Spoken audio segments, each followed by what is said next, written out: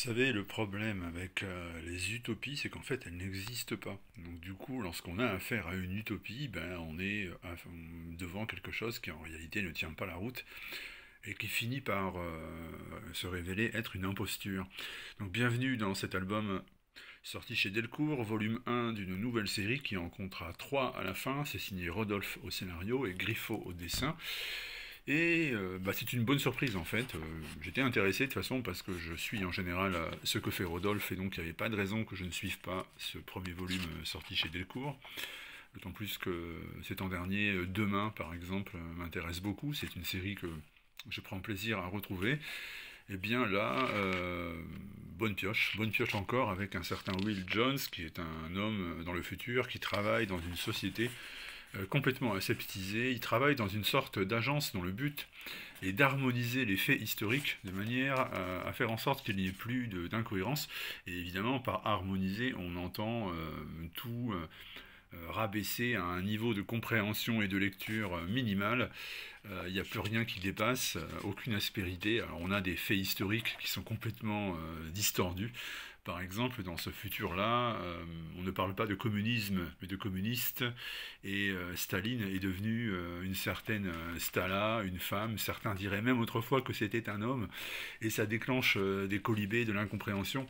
On a complètement perdu de vue ce qui est, ce qui fut notre réalité.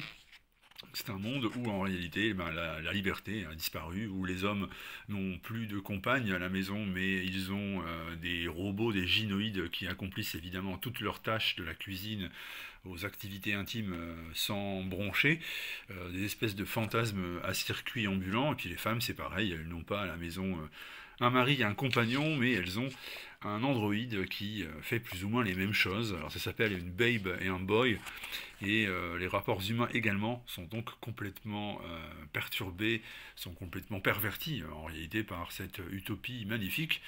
Une utopie où se manifestent Carla et Andy. Alors ce sont deux figures de référence. A priori, on a l'impression que ce monde tourne autour d'eux. Parfois, on les voit en vidéo. Ils encouragent à suivre et à soutenir l'effort de guerre qui règne à l'époque. Quel effort de guerre? Mais ça, on en saura peut-être plus dans le volume 2 et volume 3 de la série. Et donc, eh bien donc Rodolphe et Griffo nous présentent cet univers assez effrayant en réalité, où tout a l'air d'aller bien, où les gens ont l'air d'être, en tout cas, à défaut d'être heureux, d'être paisibles.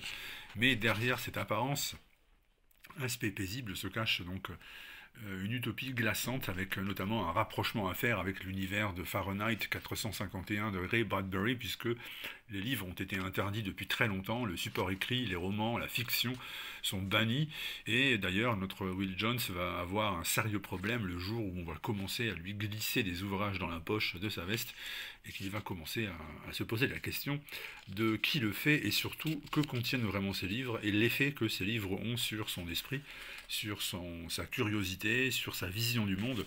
Ça va perturber très sérieusement notre homme qui va se rapprocher d'une de ses collègues mystérieuses qui apparemment est celle qui lui glisse ses ouvrages dans la poche. Là encore, mystère, pour quelle raison? Et bien tout ça, vous aurez des débuts de réponse dans Utopie, qui est très beau, hein. Vous voyez quand je vous montre là les planches, c'est du très beau.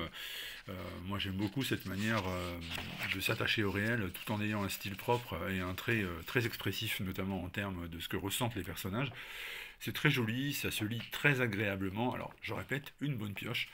Si vous aimez les récits de science-fiction, eh bien vous avez ce Utopie qui vous attend chez Delcourt et qui, à mon avis, a de fortes chances d'en séduire beaucoup. Vous aimez les comics, alors c'est pas vraiment du comic book traditionnel, mais par la thématique, parce que ça raconte et comment c'est fait, ça s'en rapproche énormément et on vous le recommande très chaleureusement. A très bientôt, ciao ciao.